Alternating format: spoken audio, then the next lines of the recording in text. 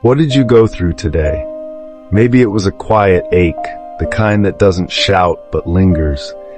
Maybe no one checked in, no one called. You watched the world move forward and felt like you were standing still. It's not that you need grand gestures or someone to rescue you. You just wanted to feel chosen, seen, wanted. And when that doesn't happen, it's easy to turn the question inward. What's wrong with me? But my love, there is nothing wrong with you. You were just taught to believe that being alone means being unworthy. That's the lie we'll begin to unlearn together. You see people being chosen for love, for success, for family, for forever. And you've grown used to being the one who watches, the one who smiles kindly, supports others, and claps from the sidelines. But sometimes it hurts, not because you envy them, but because a small part of you wonders, why not me? It's okay to admit that. It doesn't make you bitter, it makes you human. Longing doesn't make you weak, it makes you honest.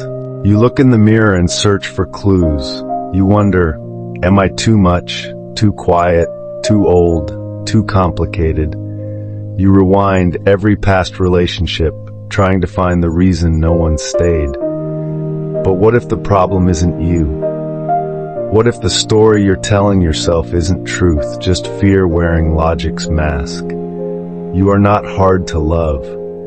You've just learned to question your worth in the silence where love didn't arrive. No one chose you to stay. No one looked into your eyes and said you, only you. And that absence left a scar, not visible, but deeply felt. Sometimes it feels like being passed over means being unworthy. But love doesn't always arrive when we need it most. Sometimes it waits until we no longer chase it to fill a hole. Sometimes it only comes after we've filled that space ourselves. And yet, you're still here, waking up, showing up, carrying on, even when no one noticed, even when no one picked you. You showed up for life, and more importantly, for yourself.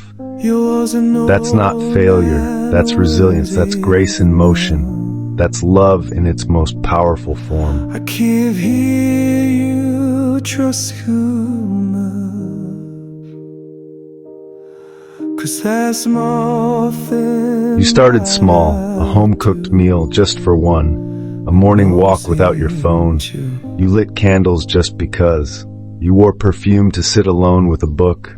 No applause, no audience, just presence. Just you, quietly, consistently choosing yourself in the moments no one else did.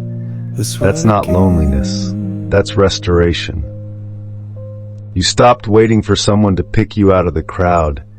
You stopped looking at your phone, hoping for a message that made you feel real. You began listening, not to the world, but to your own heartbeat.